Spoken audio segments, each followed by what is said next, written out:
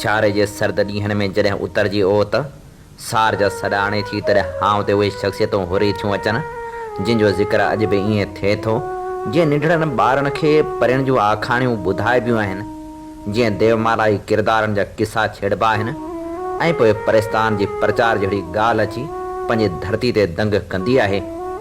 धरती ऐं सरती जे इश्क जी लाज़वार दास्ताननि में उन अमर किरदार जो ज़िक्र बि थींदो आहे जेको जाग जो भाग हो। असीं निंड जा नेण आहियूं पहिरीं, सुते साह जागी वञे दूर दूर, सितारा लताड़े असांजो शऊर, सवें चंड साथी कतियुनि जा सवें काफ़िला रह गुज़र में, सफ़र में सवें काइनातूं आगाज़ जिन जो अंजाम जिन जो ज़वाएं मकां खां मुसलसल निजातूं अज़ल खां अबद ताईं सुख जूं बरातूं जॾहिं मोट खाऊं, सवें राज़ आणियूं सवें साज़ आणियूं, सवें साज़ जे लाइ आवाज़ आणियूं, सवें चंड चायूं सितारा जॻायूं, उन्हनि सां अची जग सॼो जगमगायूं। असीं जाग जा भाग आहियूं प्री, असीं निंड जा नेण आहियूं प्री।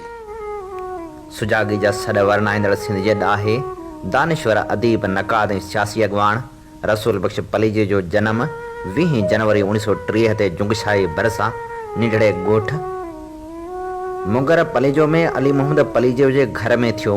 हुन शुरूआती तालीम मुला मकतब मदरसे मां पिराई, ठठे हाई स्कूल ऐं सिंध मदरसतुल इस्लाम मां पढ़ण बाद मुस्लिम लॉ कॉलेज मां वकालत जी डिग्री माणियाई।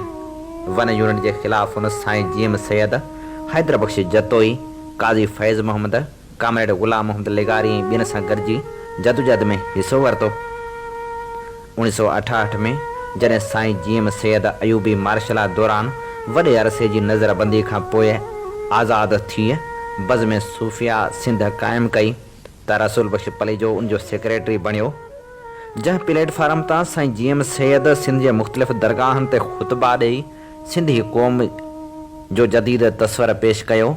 उन जदोजहद में मोहम्मद इब्राहिम जोयो, शेख हयाज़ ऐं रसूल बख़्श पलीजो अहम किरदारु अदा कयो।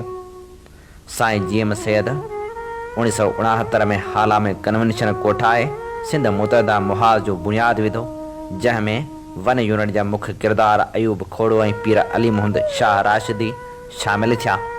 जंहिं ते इख़्तिलाफ़नि सबबि रसूल बख़्श पलीजो 1970 धारे अवामी तहरीक जो बुनियादु विधो। उनजो पहिरियों सदर एडवोकेट हफ़ीज़ कुरैशी ऐं जनरल सेक्रेटरी रसूल बख़्श पलीजो थिया। मेंबरनि में शहीद फाज़िल राहू, सैयद आलम शाह, सरदार मोहम्मद ख़ान मगसी, कासम पत्थर, रशीद भट्टी ऐं ॿिया शामिल हुआ। रसूल बख़्श पलीजो जी अवामी तहरीक जे प्लेटफार्म तां कालाबाग डैम, थल कैनाल, कारोकारी ऐं जरगन समेत सिंध दुश्मन मनसूबनि ख़िलाफ़ जदोजहद तारीख़ी रही। हुन 1992 में सखर खां कराची ताईं लांग मार्च बि कयो। उनखां सवाइ भिटशाह खां कराची ऐं कंदकोट खां कराची ताईं मार्च बि संस जदोजहद जो हिसो रहिया। हू न रुगो सुठो सियासतदान हो पर लतीफ़ जो ॼाणू ऐं पारखू बि हो। हू जलसनि में जिते ज़ुल्म ज़्यादतियुनि ऐं समाज दुश्मननि ख़िलाफ़ आवाज़ उथारींदो हो, उते हू लतीफ़ जो पैगाम बि आवाम ताईं पहुचाईंदो हो। लतीफ़ जॻाननि मां शाइरनि मां आहे जंहिंजी असांखे ज़रूरत आहे। लतीफ़ रुगो जॻानूं शाइर हुजे हा त आऊं उनमें एतिरो इंट्रस्ट कोन वठां, छो त मुंहिंजो ख़्यालु आहे घणियूं दुनिया में शयूं सुठियूं आहिनि। मसलन ताजमहल ज़बरदस्त आहे, अहराम मिस्र तमामु ज़बरदस्त आहिनि, सिंधु नदी बि आलीशान आहे, माण्हू बि तमामु फर्स्ट क्लास आहिनि। आऊं ज़ाती तरह रसूल बख़्श पलीजो जेको लतीफ़ में इंट्रस्ट थो वठां सो इन जे करे न त उहो रुगो वॾो शाइर हो। मुंहिंजे लतीफ़ जी वॾी में वॾी अहमियत हीअ आहे त उहो अहिड़ो शाइर जंहिंजी अॼु असांखे सख़्त में सख़्त ज़रूरत आहे। पुराणे ज़माने जे कहावत आहे, अॼु घुरिजे तूं बढा माणी पुनरा, मथे मथां मुंहुं वेरियनि वाटूं लायूं। वेरी मुंहिंजे वटि तां ईअं था लॻनि जो मुंहिंजो मथो न आहे का वाट आहे। अॼु घुरिजे तूं बढा माणी पुनरा। ऐं मूं सम्झां थो त हिन वक़्तु जेकॾहिं का दुनिया में अहिड़ी शइ आहे जा हिन पंहिंजे बदनसीब क़ौम जे हालत में को ज़बरदस्त एॾो तब्दीली आणे सघे थी जहिड़ी जापान में 1868 में आई हुई। रसूल बख़्श पलीजो जिते अवामी तहरीक तां जदोजहद जारी रखी, हुते हुन अवामी तहरीक जूं मुख़्तलिफ़ ज़ैली तनज़ीमूं पिणु क़ाइमु कयूं। 1974 धारे हुन हारी तहरीक जो बुनियाद विधो जंहिंजो पहिरियों सदर शेर खान लुंड बणियो। सिंधी शागिर्द तहरीक जो बुनियाद हुन 1977 धारे रखियो जंहिंजो पहिरियों सदर सैफुल्लाह निज़ामाणी हो। सिंधी मज़दूर तहरीक जो बुनियाद पिण 1978 धारे रखियाई जंहिंजो पहिरियों सदर ग़ुलाम कादर पलीजो हो। सुजाग ॿार तहरीक 1978 में क़ाइमु कयाई। उन खां सवाइ सिंधियाणी तहरीक जो बुनियाद हुन 1986 धारे रखियो जंहिंजी पहिरीं सदर शहनाज़ राहूजो हुई। सिंधी गर्ल्स स्टूडेंट तहरीक जो बुनियाद हुन 1988 धारे रखियो जंहिंजी पहिरीं सदर रिहाना शेख हुई। हिंदू सुजाग तहरीक जो बुनियाद हुन 2003 में रखियो जंहिंजो पहिरियों सदर हमीरो मल हो। रसूल बख्श पली जे अवामी तहरीक जे प्लेटफार्म तां जदोजहद करण सां गॾु मुख़्तलिफ़ पार्टियुनि ऐं इतिहादनि में बि शामिल रहियो। हीअ 1974 में ANP जो जनरल सेक्रेटरी रहियो। 1978 में पाकिस्तान अवामी जमहूरी इतिहाद क़ाइमु करण में हिसो वरिताई जंहिंमें नवाबज़ादो नसरुल्ला ख़ान, मलिक क़ासिम ऐं आबिद हसन मंटू शामिल हुआ। 1979 में भुट्टो साहिब पाकिस्तान अवामी तहरीक में शामिल थियो जंहिंमें मेजर इसाक़, प्रोफेसर अज़ीज़ अहमद ऐं इम्तियाज़ आलिम हुन सां गॾु हुआ। पलीजे साहिब MRD तहरीक दौरान रावलपिंडी इजलास में भी शिरकत कई जंहिंमें ख़ान अब्दुल वली ख़ान, बेनज़ीर भुट्टो, नवाबज़ादा नसरुल्ला ख़ान, मिराज मोहम्मद ख़ान ऐं ॿिया शामिल हुआ।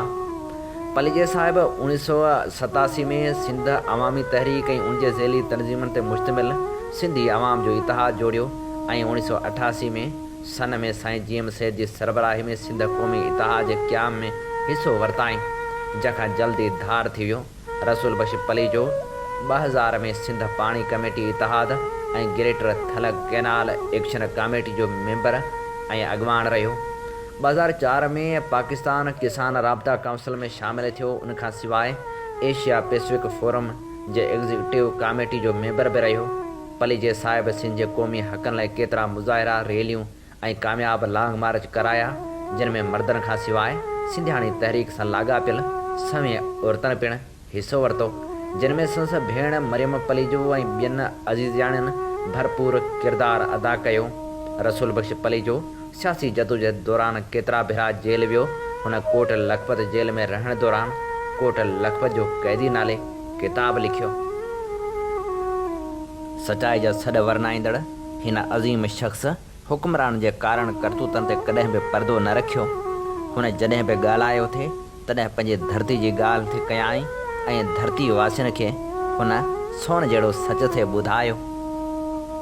हिननि नौकरीअ लाइ सिंध विकिणी छॾी, लाश विकिणी छॾियूं, इज़तूं विकिणी छॾियूं, क़ौमनि जा 7000 नस्ल विकिणी छॾियूं, ईंदड़ नस्लनि खे विकिणी छॾियो आहे कुर्सीअ जे लाइ। कुर्सीअ ते वेही पोइ उन कुर्सीअ तां ज़लील थी, टंगा टोली थी, भॼा थियो, रुअंदा अचका वेंदा, उछलाए छॾीनि, वरी डोड़ाए कुर्सी ॾियो, कुर्सी ॾियो, कुर्सी ॾियो। मूंसां तंहिं ॾींहुं हिकिड़े माण्हू मूंसां ॻाल्हि कई त बलोचनि जी ॻाल्हि मूंखे ॿुधाए कहिड़ी आहे। मूं ॿुधाईमांसि कमज़ोरी कहिड़ी आहे, मुंहिंजो फलाणी आहे, पश्तून मुंहिंजो पश्तून विकिणी छॾंदा सभु कुझु। चई सिंधी मुंहिंजो आहे। इन ॻाल्हि में असांजो रिकॉर्ड आहे। कुर्सीअ लाइ असीं सिंधी माण्हू पंहिंजी माउ जो छोड़ो विकिणी छॾींदासीं। क़ौम जी का न आहे, हर शइ विकिणी, हर ज़िलत शइ कुर्सीअ ते छॾींदासीं। जेके असांजा सिंध जा असल जेके वेठा आहिनि मुल्क जा मालिक, जेके सिंध जा नुमाइंदा था वेठा आहिनि, जेके चूंडियल नुमाइंदा आहिनि, जॾहिं तव्हां चूंडबा त पोइ तव्हां ॻाल्हि कंदा, तव्हांजे मथ खे वेठो जॾहिं चूंडबा, हे चूंडियल नुमाइंदा आहिनि, मुल्क जा जमहूरी नमूने सां चूंडियल नुमाइंदा आहिनि, उहे वेठा आहिनि।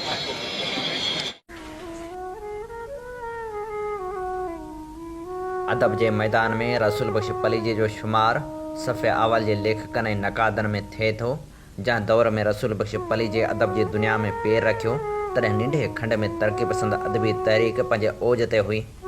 विरहाङे बाद सिंधी अदब में तरक़ी पसंद अदबी लहर उभरी जंहिंमें अदबी हवाले समझदार शेख अयाज़ हो जंहिंजे ख़िलाफ़ रिजत पसंदनि वॾी वावेला कई। तरक़ी पसंद अदब ऐं ख़ासि करे शेख अयाज़ ते जॾहिं रिजत पसंदनि अदीबनि ऐं शाइरनि अदबी ऐं फ़िक्री हमला कया ऐं अयाज़ जी शाइरी खे अलहाद ऐं कुफर जी शाइरी करार ॾिनो त उन दौर में इब्न हयात पहवर ऐं मौलाना ग्रामी सां गॾु रसूल बश पली जे उन बेजा तनक़ीद जा बखिया उढेड़े फ़िक्री गहराई सां किताब अंधा ऊंधा वेझ ज़रिए खेनि जवाबु ॾिनो।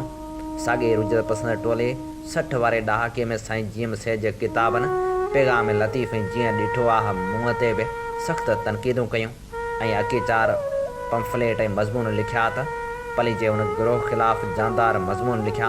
संस मशहूरु किताबनि में अंधा ऊंधा वेझ, सुबुह थींदो, धराड़नि जा धक, जिन जूनागढ़ जलायो, संदी ज़ात हंजन, पसे ॻाढ़ा गल, वेहण मुंह न वड़ाव, कोट लखपत जो क़ैदी, वॻ कीअं विसरियाई, सियासी अदब, हरण हठीला बीठा सोचनि ऐं ॿिया किताब शामिल आहिनि। रसूल बश पली जे जो फर्ज़ंद अयाज़ लतीफ़ पली जो बि नामियारो वकील ऐं सियासतदान आहे। जीअं भिटाए चयो आहे त आशिक़ ज़हर प्याक वे ॾिसी वैसन घणो, बिल्कुलु ईअं रसूल बश पली जो वटि इश्क जी अहमियत बि निराली हुई। इन करे हुन आशिक़ थियण जो दर्स ॾिनो, पंहिंजे अंदर खे इश्क सां उजारण जी तलक़ीन कई। हुन हमेशह चयो थे नौजवान तबको नओं दौर आहे, उहे आशिक़ मिज़ाज थियनि, वापारी बिज़नेस एक्टिविटी जहिड़ा माण्हू न थियनि। उन्हनि खे इश्क हुजे त पंहिंजे क़ौम पंहिंजे वतन खे असीं आसमान जी बुलंदीअ ते पहतल क़ौमनि जे बराबरि आहियूं, जीअं महबूब सां इश्क कबो आहे। इश्क हुजे ऐं हिते न चांद हेसि ताईं रजिस्ट्रार थी वञा, ऐं सूबेदार थी वञा, मुंहिंजो नुक़सानु थी वियो। आशिक़ त साहिबु कोन कंदो न, बुढ त बने बीठो हो बर में, जेके वेड़े ते वेहियूं वलड़ियूं हलिया, मजनी वांगुरु बीठो न, हिसाब किताब न कंदो न। ॿियो वरी हुजे कलंदर मिज़ाज, कान पुछा दरवेश रखनि था कई, अचनि था कई। ऐं थाणे ते 2 राति वियुसि त थर्ड चए चऊं अई रसोई पली रसोई हेॾो वॾो माण्हू, हीअ त पुराणा कपिड़ा पिया आहिनि, हीअ साॻियो रसोई पढ़ चऊं। हाणे हिते सुप्रीम कोर्ट जो वकील थी त कोन्हेसि। कान पुछा दरवेश रखनि था कई, अचनि था कई, वञनि था। दुनिया जी आहे दिलि बीमारी, जंहिंखे हूंदी तंहिंखे हूंदी, पाण न ॼाणूं दुनियादारी, जंहिंखे हूंदी तंहिंखे हूंदी, तवंगरनि जी ताबेदारी, जंहिंखे हूंदी तंहिंखे। रसूल बश पली जे सियासत जी सैर अंगेज़ दुनिया में पंहिंजी धार सुञाणप ठाही, पर हुन अदब में जेको मक़ाम माणियो उहो बि किन ख़ुशनसीब शख़्सियतनि जे हिसे में ईंदो आहे। हुन वटि इल्म जी पंहिंजी अहमियत हुई। इल्म बाबति दलीलुनि जे दग ते हलंदे नौजवाननि खे मुनफ़रद पैगाम ॾींदो ऐं चवंदो हो रुगो अदीब खे न खपे। असां वटि सिंध में वॾी ट्रेजेडी आहे त माण्हू जेको पढ़े थो उहो वक़्तु शाइर, अदीब, अफ़साने निगार या सहाफ़ी थियो, पर इल्म जूं सरहदूं वसी आहिनि। आलिम, मुअर्रिख़, अहले इल्म, समाजी उलूम जो माहिर ऐं टेक्नोलॉजिस्ट ऐं साइंसदान। असांखे अदब खपे, इल्म खपे, साइंस खपे, टेक्नोलॉजी खपे। सिंध खे ताक़तवर बनाइण सिंध तक़रीबन 500 साल दुनिया जे ॿियनि एवरेज मुल्कनि खां पोइ थिए, अरगूननि सरखान जे दौर में ख़ासि करे। हिन वक़्तु असांजी जंग इल्म जी जेका असांखां दौलत खुरी वई आहे, असांजो इल्मी निज़ाम क़तल कयो वियो आहे, असांजे इल्मी निज़ाम खे दफ़न कयो वियो आहे। उहो इल्मी निज़ाम तमामु ॾुखनि सां, तकलीफ़ुनि सां, करकूतनि सां, अज़ाबनि सां असां पाई पाई करे गॾु कयो हो। असांजे माण्हू डॉक्टर दाऊद फोटो, मिर्ज़ा कलीश बेग, ॿिया माण्हू हुआ, मोहम्मद हसन अली अफंदी ऐं ॿियनि माण्हुनि अलाए कहिड़नि तरीक़नि सां हे अदालत ठाहिया ऐं किताब ठाहिया ऐं पाण हेतिरा पढ़ियल माण्हू आहियूं। रसूल बश पली जे बीमारी सां डिघे वक़्त ताईं छेड़ियो। हुआ ज़िंदा दिल इंसान हो, हुन वटि मायूसी जो तस्वर ई गुनाह हो। जॾहिं बि को ॾात धणी हुन वटि वेंदो हो तॾहिं उहो संस कला ज़रूरु ॿुधंदो हो। बीमारी जे बिस्तरे ते मौत सां झेड़ींदे बि हुन हौसलो न हारियो। हुन इस्पताल जे बेड ते हूंदे बि कचहरियुनि खे क़ाइमु रखियो। हुन आख़िरी वक़्त में बि गीत झुंकारिया ऐं गीत ॿुधा। मज़ो थो अचे झड़की जीअण में, मज़ो थो अचे उजड़ खां मचण में, मज़ो थो अचे झड़की जीअण में, मज़ो थो अचे उजड़ खां मचण में। मुठी माट आहे कुठी क़ौम पंहिंजी, मुठी माट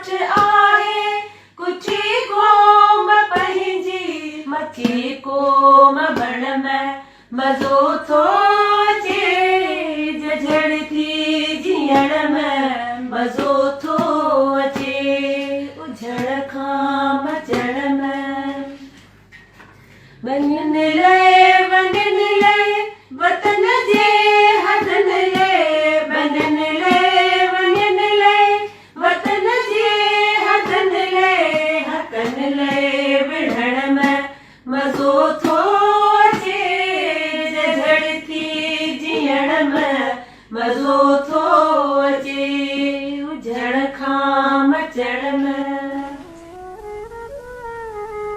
7 जून 2018 ते हिन अज़ीम इंसान अखियूं पुरे छॾियूं।